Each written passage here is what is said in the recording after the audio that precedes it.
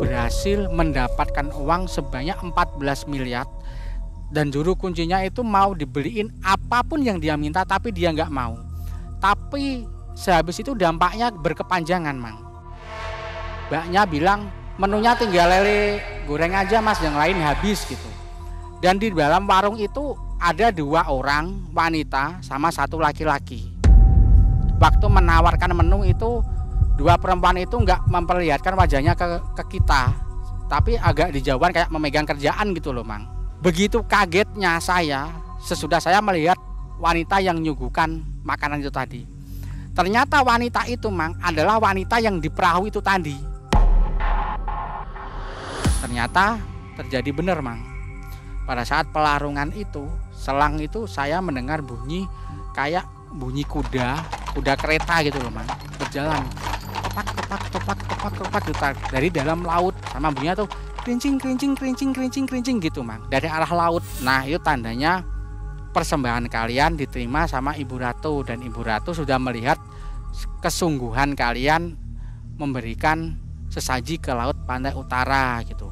Saya terus bakar sate, saya sambil bilang teh sate gitu, Mang. Salah satu pesugihan yang terlihat mudah namun berbahaya adalah pesugihan sate gagak dan sate bulus. Ritual pesugihan ini mengharuskan pelakunya untuk menjual sate gagak atau sate bulus di tempat angker yang menjadi sarang makhluk halus. Walaupun terlihat mudah, namun hal yang berkaitan dengan goib tak pernah berakhir indah. Karena sang pelaku akan dihantui dan dipaksa untuk berjualan terus-menerus. Kisah nyata ritual pesugihan sate gagak ini pernah ditempuh oleh Mas Yanto.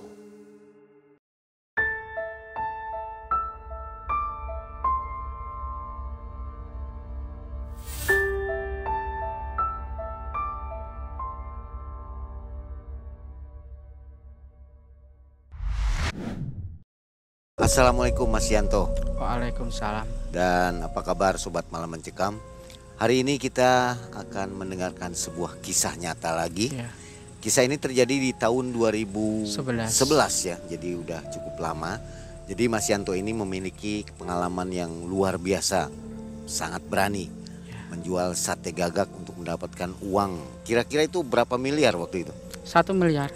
Ada ya kurang lebihnya? Ada kurang lebihnya segitu. 1 karung ya? Lebih 1 karung, 7 karung. 7 karung. Itu 1 miliar lebih kayaknya ya? Lebih. Cuman karena nggak dihitung kan? Nggak dihitung karena uangnya cak-cakan. Perkiraan aja. Iya, perkiraan saja. Oke, Mas Yanto aktivitas apa nih? Jualan lauk pauk di rumah, sama ada usaha kecil, usaha rumahan lah di rumah. Luar biasa. Dan Sobat Malam Mencekam, kita berada di Sigar Bencah, Kota Semarang, di mana lokasi ini konon kabarnya menyimpan banyak misteri. Ini tempatnya juga cukup angker ya. Kita berada di sini sekarang ini pukul hampir jam 12. Menurut Mas Yanto, apa yang dirasakan di sekitar sini, wilayah sini?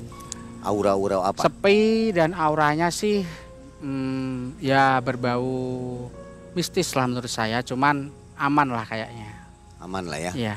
Mungkin banyak juga yang sedang menghampiri ya, mendekati gitu, ingin tahu. Dan konon kabarnya di daerah sini banyak terjadi kecelakaan karena sebab yang kurang jelas begitu. Banyak menelan korban. Baik, sebelum mulai seperti biasa narasumber akan kita oleh-olehi dulu kenang-kenangan berupa t-shirt dari Malam Mencekam. Ini untuk Mas Yanto nih.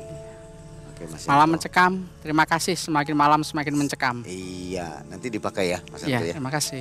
Silakan titipin dulu. Nanti pulangnya boleh diambil dengan hadiah lainnya. Mas Yanto, terima kasih sudah mau berbagi kisah di Malam Mencekam ya. Mudah-mudahan kisah ini akan membawa banyak pesan untuk kita semua, bahwa hal ini tidaklah untuk ditiru. Mungkin begitu ya. Iya. Memang akan mendapatkan uang yang besar, tapi resikonya juga cukup besar. Benar. Kita akan dengarkan kisah dari Mas Yanto. Sobat Malam Mencekam, jangan skip video ini sampai akhir supaya tidak gagal paham. Mang Ei dan tim dari Sigar Bencah Semarang, inilah Mas Yanto. Malam Mencekam, semakin malam semakin mencekam.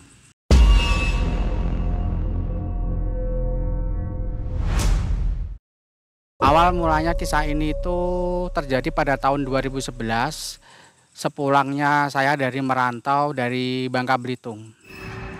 Saya itu diajak bude saya ke ahli supranatural yang kebetulan rumahnya itu tidak jauh dari rumah saya, cuma 20 menitan kira-kira. Saya diajak datang ke tempat ahli supranatural itu, namanya Pak Supri.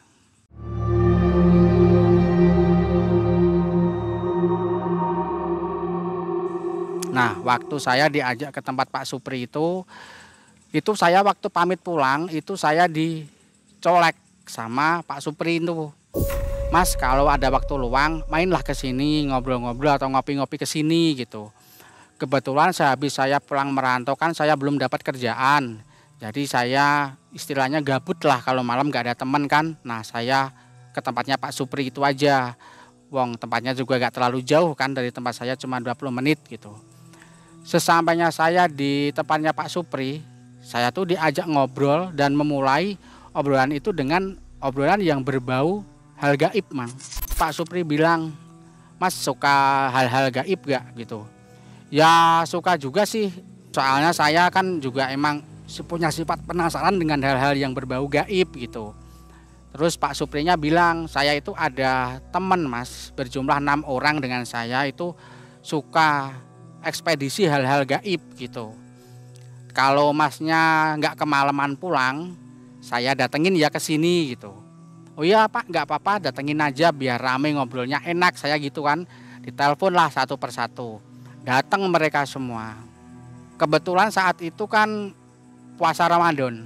Nah, puasa Ramadan kita ngobrol sambil nunggu sahur, Mang, gitu. Yang diobrolin tuh semalaman emang hal-hal gaib itu semua gitu loh. Akhirnya dari pertama kali saya datang ke tempatnya Pak Supri itu, jadi kebiasaan saya sering ke tempatnya Pak Supri, ya ngobrol-ngobrol segala macam apalah, tapi intinya yang kita obrolin di situ tuh hal gaib semua gitu. Nah, pada saat momen menjelang Lebaran itu ada ibu-ibu 2, mungkin pasiennya Pak Supri ini datang ngantar makanan ya. Itu bilang, sekali-sekali kita liburan sekalian ngalap berkah gitu. Terus saya tanya sama Pak Suprinya, kemana Pak kira-kira yang liburan sekalian ngalap berkah? Ke Pantai Pekalongan saja Mas gitu. Mana itu Pantai Pekalongan? Pantainya Ibu Ratu, Pantai Utara gitu. Ya sudah, sepakat Lebaran ke-7, dana dikumpulin ya, kita berangkat ke Pantai Pekalongan. Nah, waktu kita liburan ke sana, Pak Supri serta beberapa temannya itu nyari ada nggak pantai ini juru kuncinya gitu. Ternyata ada. Beliau itu nanya gimana kalau melakukan ritual itu di pantai ini, caranya gimana dan harus dengan hari-hari tertentu apa enggak gitu. Nah, akhirnya dikasih tahu ada hari-hari tertentu untuk melakukan ritual di sini. Itu hari malam Senin, malam Selasa Pahing, sama Jumat malam Sabtu Kliwon. Itu dibolehin, selain itu gak diperbolehin gitu. Akhirnya sesudah kita liburan, kita pulang, ngumpul-ngumpul lagi yang 7 orang termasuk saya itu mau mencoba menjual sate gagak di pantai itu sama sate bulus. Lalu saya tanya, menjual gagak sama sate bulus itu kan perlu dana besar Pak, soalnya kan gagaknya aja harganya mahal. Saya bilang gitu, kita nanti patungan saja Mas, bilang gitu Pak Suprinya. Sesudah itu sepakat kita patungan, terkumpullah uang saat itu 7.300.000.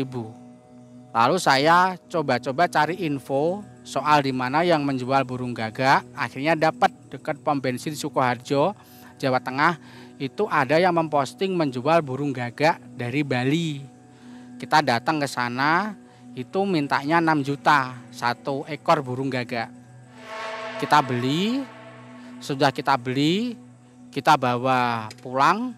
Kita pulang bawa burung gagak sama bulusnya. Saya tanya sama spiritualnya, apa ini membikin sate gagaknya ini seperti membikin sate biasa atau beda? Saya gitu. Oh beda cara bikinnya gitu. Bedanya gimana? Jadi pertama burung gagak sama bulusnya ini disembelih, tapi darahnya nanti nggak boleh dibuang, ditaruh di satu wadah gitu kan. Sesudah itu kan nanti kita daging gagaknya kan diambil. nanti dicampur dengan darah gagak itu. Sudah tercampur baru kita dibikin sate.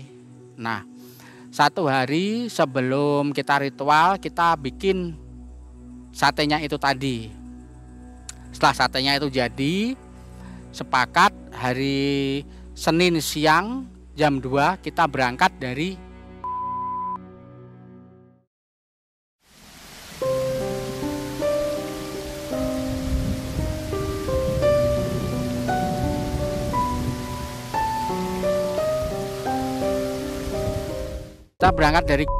ke Pekalongan. Itu nyampe Pekalongan menjelang maghrib Mang, sekitar jam 5 kalau nggak setengah 6.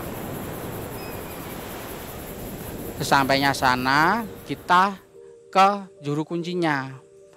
Ternyata juru kuncinya ini nggak mau nganter, tapi udah memberi izin dia. Saya sudah mengizinkan, tapi saya nggak bisa nganter. Kalau mau ritual silahkan, mau apa silahkan, tapi sudah saya izinkan dan saya nggak bisa nganter gitu. Akhirnya kita nyari warung kopi dulu, kita ngobrol-ngobrol. Kata warung kopinya di pantai sini tuh angker gitu. Angkernya gimana? Pantai sini itu biasanya Ibu Ratu Pantai Utara itu kalau nampakin diri di pantai ini, jarang di pantai-pantai lain gitu. Jadi pantai ini udah dibilang pantai ini angker Mas, kok berani gitu mau ngadain ritual seperti ini di sini gitu. Spiritualnya saya bilang nggak apa-apa, angker mungkin bagi orang, bagi kita nggak lah gitu. Akhirnya setelah hampir jam 11 malam kita kan bertujuh. Kita melakukan undian Mang. Siapa yang menjadi eksekutor penjual satenya itu tadi gitu. Kita pakai undian, ternyata yang dapat undian itu saya. Sesudah saya dapat undian, di situ saya disuruh memakai baju batik Mang. Baju batik yang khas Pekalongan. Sama memakai sarung.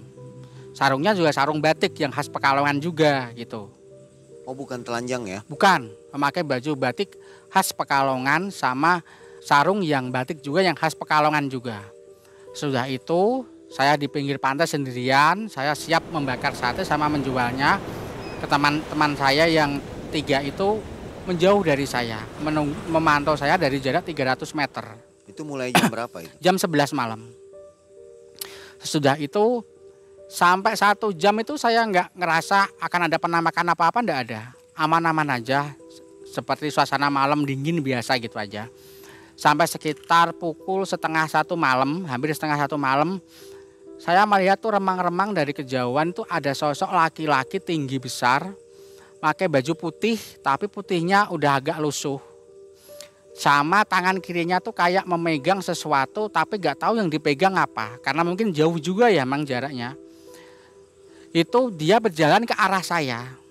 Saya perhatikan terus, lama-lama makin dekat. Setelah kira-kira jarak 30 meteran baru saya jelas laki-laki itu megang apa. Jadi saya lihat jelas laki-laki itu memegang kepalanya sendiri. Jadi kepalanya itu dipegang pakai tangan kiri gini ya Mang. Dan di lehernya itu keluar seger tapi udah kering karena tertiup angin.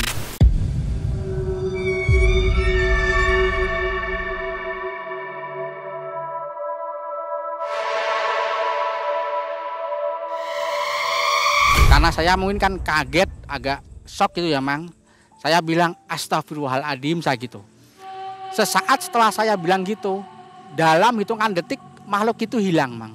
Saya bilang, mungkin ini cuman godaan saya gitu. Saya terus bakar sate, saya sambil bilang, sate gitu Mang. Kira-kira sekitar hampir jam 2, setengah 2 lebih dikit lah.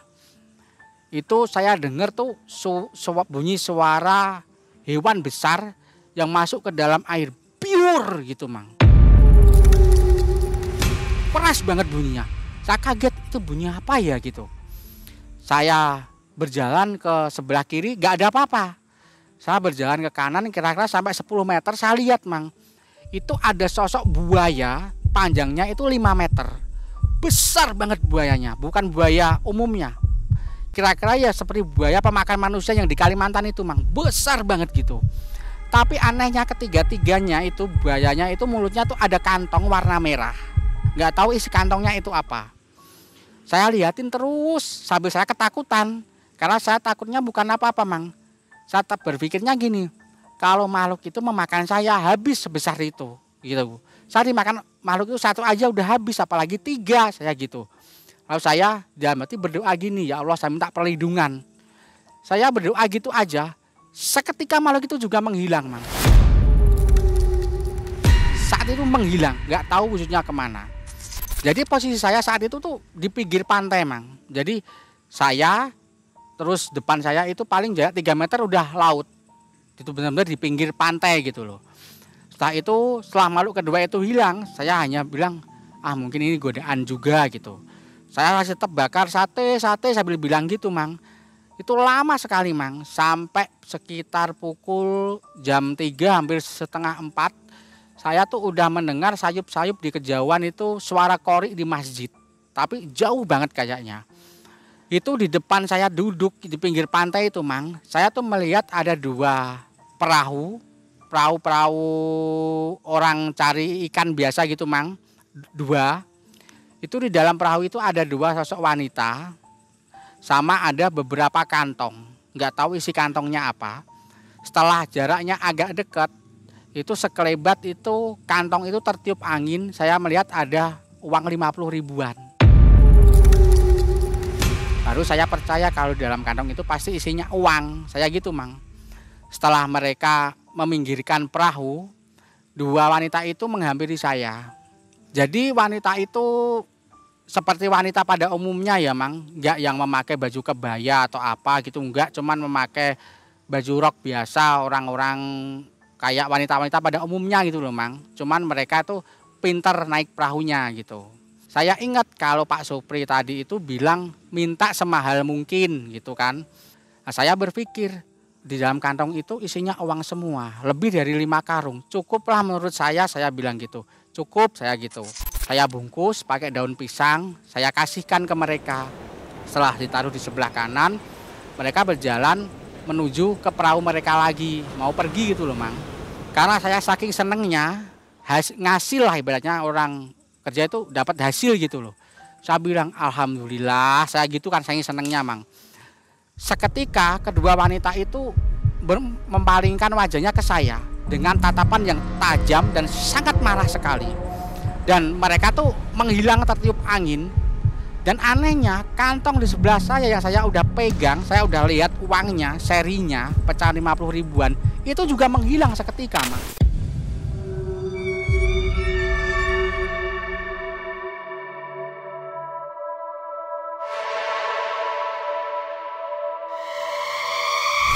Semuanya nggak ada yang tersisa, menghilang tertiup angin.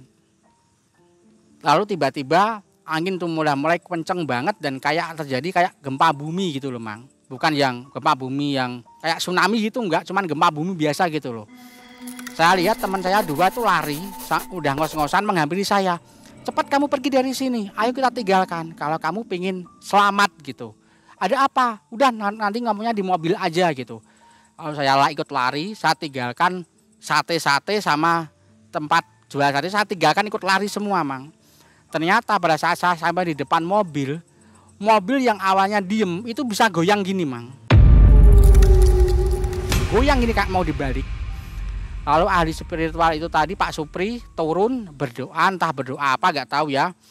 Lalu dia bilang waktu sudah tenang, ayo masuk ke mobil semua, kita pergi gitu. Sesudah kita masuk, kira-kira berjalan jarak sekitar 9 kilometeran lah dari pantai itu ya.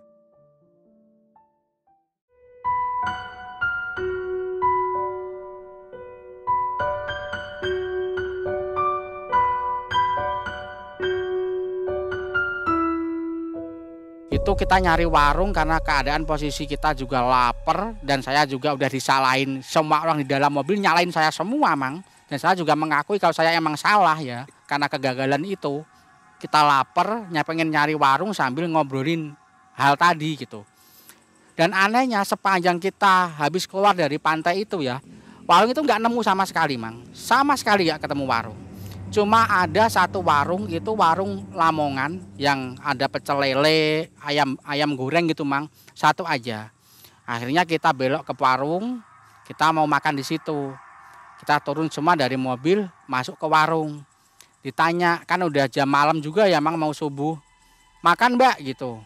Mbaknya bilang, menunya tinggal lele goreng aja Mas, yang lain habis gitu. Dan di dalam warung itu ada 2 orang wanita sama 1 laki-laki. Waktu menawarkan menu itu 2 perempuan itu nggak memperlihatkan wajahnya ke kita, tapi agak dijauhan kayak memegang kerjaan gitu loh Mang. Sudah menu jadi, disuguhkan ke depan kita, kebetulan kita lesehan Mang, disuguhkan. Begitu kagetnya saya, sesudah saya melihat wanita yang nyuguhkan makanan itu tadi. Ternyata wanita itu Mang adalah wanita yang di perahu itu tadi. Dua-duanya. Dan laki-laki yang di dalam warung itu adalah laki-laki yang memegang kepalanya itu tadi Mang. Yang pertama itu. Saya kaget, langsung saya teriak gitu. Cukup, jangan dimakan. Kenapa? Gitu. Teman saya ngomong, wanita ini yang ngedatangin waktu di pantai tadi itu. Dua-duanya ini wanitanya. Dan laki-laki itu adalah laki-laki yang memegang kepalanya waktu pertama kali nunjukin ke saya gitu. Kamu yang benar gitu. Langsung kita naik mobil. Di dalam mobil Pak Suprinya bilang, kalau kita pengen aman, tinggalkan kota Pekalongan gitu. Sambil kita itu kaget, setengah nggak percaya Mang. Nggak percaya gini, kok kita nemuin warung yang penjualnya itu adalah sosok wanita yang kamu temuin di pantai itu tadi, kok bisa ya gitu. Apa itu beneran warung apa goib gitu Mang. Kita ngobrol diskusi, setengah nggak percaya lah pokoknya. Setelah kurang lebih 1 jam ya kita keluar dari Pekalongan, jam menunjukkan sekitar hampir jam 5. Kita keluar cari makan di tengah-tengah kota ya, dapat dikira itu nanti warung goib lagi Mang, dipastiin. Salah satu turun masuk ke warung, dilihat dulu ternyata oh bukan orang yang tadi, beda, dan ini kayaknya warung beneran gitu. Akhirnya setelah dipastikan kita turun makan sambil kita nenangin diri Mang gitu. Setelah kita makan selesai, kita pulang kan itu keadaan udah mulai agak mau pagi kan, udah agak terang ya Mang.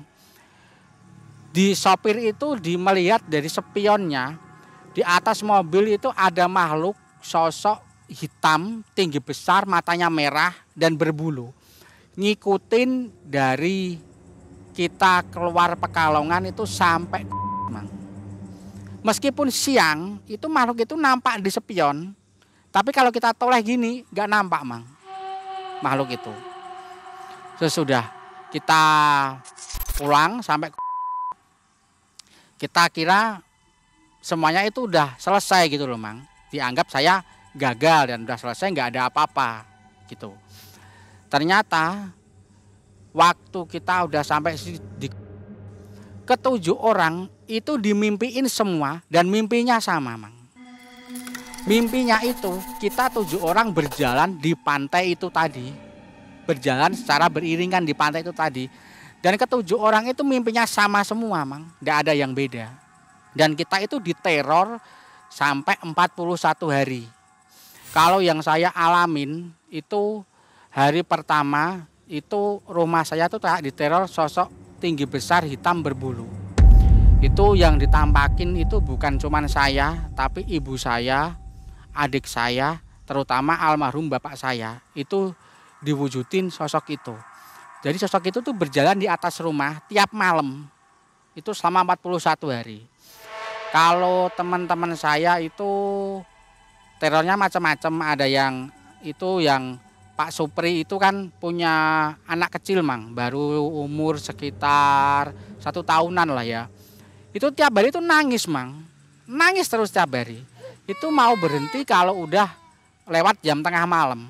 Kali kalau udah lewat jam 12 malam itu baru anaknya tuh berhenti nangis gitu loh. Dan sebelum itu pasti anaknya tuh nangis terus.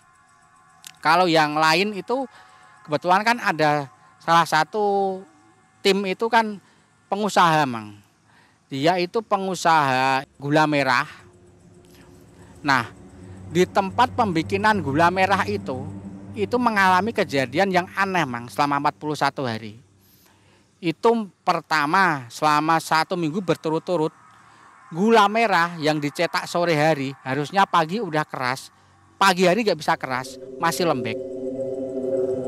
Terus lagi 1 minggunya lagi itu tiba-tiba itu tungku yang dibuat untuk menggodok gula merah itu ya, itu malam nyala sendiri. Tapi nanti subuh mati sendiri, nggak ada yang matiin. Terus ada lagi kayak bunyi-bunyi orang nyanyi, terus kayak ada bunyi-bunyi orang ketawa gitu di tempat pembikinan gula itu, Mang. Selama 41 hari. Tadinya nggak ada sama sekali, aman-aman aja. Dan sesudah kita melakukan ritual itu 41 hari kita bertujuh itu kayak diteror semuanya, Mas. Nggak ada yang terlewat, nggak ada. Semuanya diteror satu persatu, tapi beda-beda terornya gitu loh. Dan yang paling mencekam itu hampir nyawa jadi taruhannya itu satu. Kebetulan dia itu kan sopir di sebuah perusahaan daging, Mang. Di daerah Grobogan Purwodadi itu kan ada hutan namanya Alas Gundi, Mang. Pada saat dia melewati itu, sesudah kejadian ritual itu ya, dia itu kayak dikejar-kejar sama sosok wanita yang nampak ke kita waktu kita beli di warung pertama tadi. Jadi wanita yang saya lihat di pantai itu tadi kan ikut jual di warung itu, Mang. Wanita itu tuh kayak ikut mengikuti teman saya kemana tuh pergi.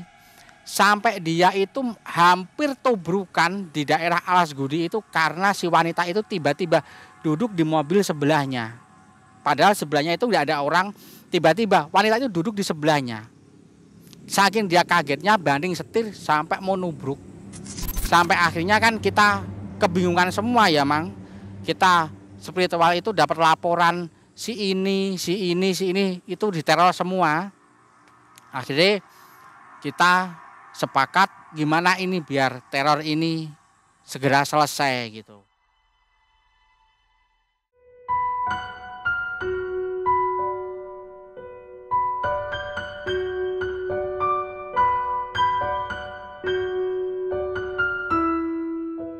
Akhirnya kita secara baik-baik, niat dari rumah secara baik-baik, kita datengin ke juru kunci itu tadi, ke pantai sana lagi, tapi siang.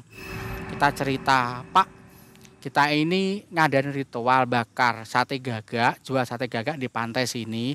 Kita gagal dan sesudah itu kita tuh diteror, Pak. Udah 41 hari ini kita diteror. Gak mungkin kan selamanya kita diteror gini, kan gitu, Mang. Lalu juru kuncinya tuh bilang, kalau mau udah selesai, Mas, harus gelar selamatan di sini gitu. Tapi harus membuang kepala kerbau itu ke pantai itu tadi.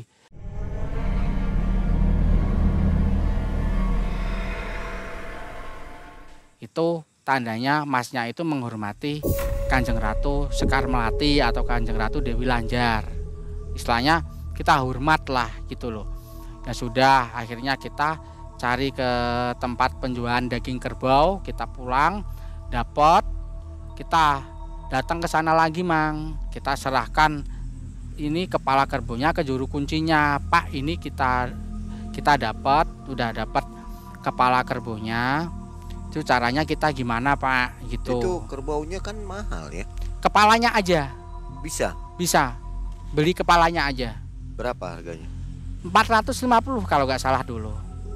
Kalau satu badan kan mahal sekali. Mahal, Mang, itu nyampe puluhan juta kalau satu badan. Kita beli kepalanya aja, kita bawa ke Pekalongan sana, kita serahin sama juru kuncinya. Pak, ini udah kita dapatkan kepala kerbaunya. Terus ini caranya gimana, Pak? Gitu.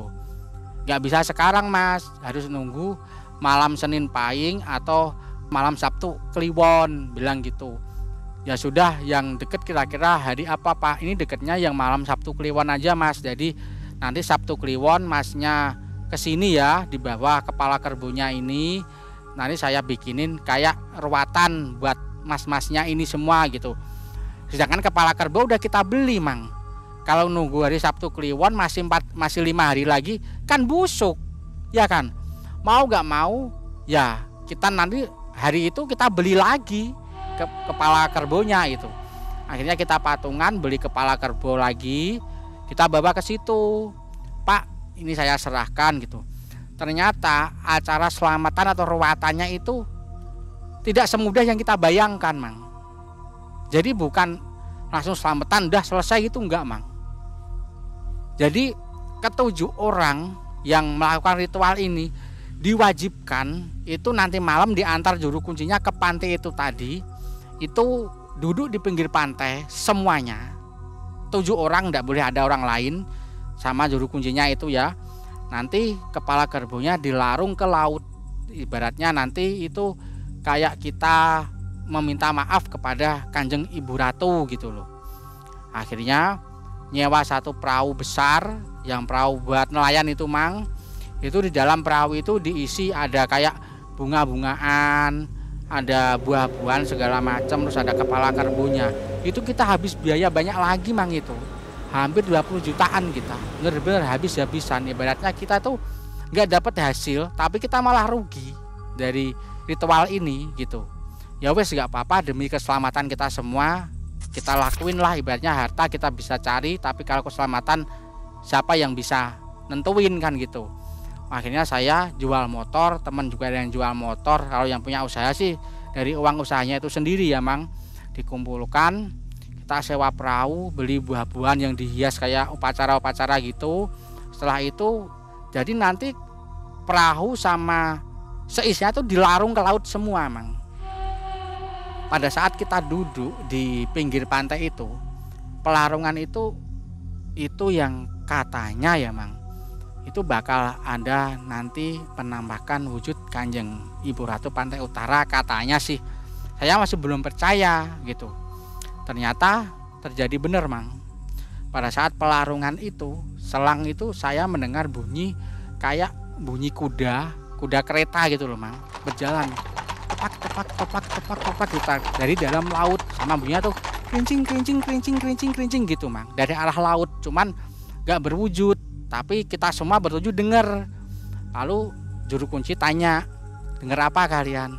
Suara kereta kuda sama kerincing gitu.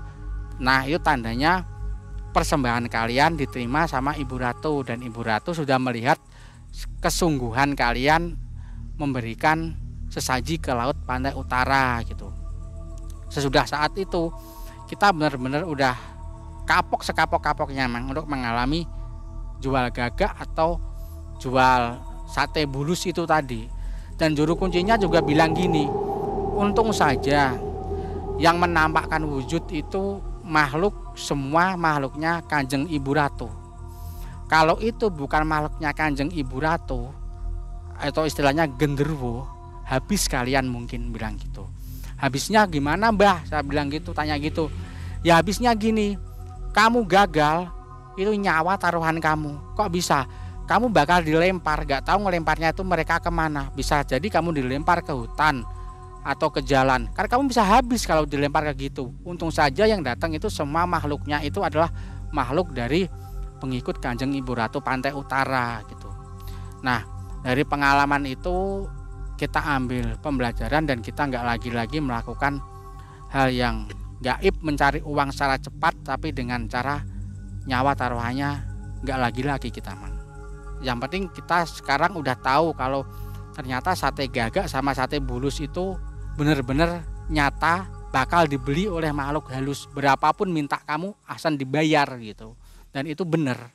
Jadi ritual sate gagak itu nyata adanya. Nyata adanya. Pernah dengar ada yang berhasil? Ada.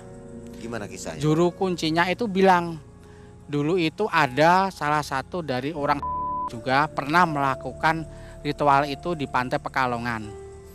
Itu dia itu berhasil mendapatkan uang sebanyak 14 miliar dan juru kuncinya itu mau dibeliin apapun yang dia minta, tapi dia nggak mau. Tapi sehabis itu dampaknya berkepanjangan, Mang. Berkepanjangannya gini. Jadi itu dia didatengin makhluk yang ngasih uang itu secara terus menerus tiap malam apa gitu. Selalu datang minta sate gagak itu terus gitu.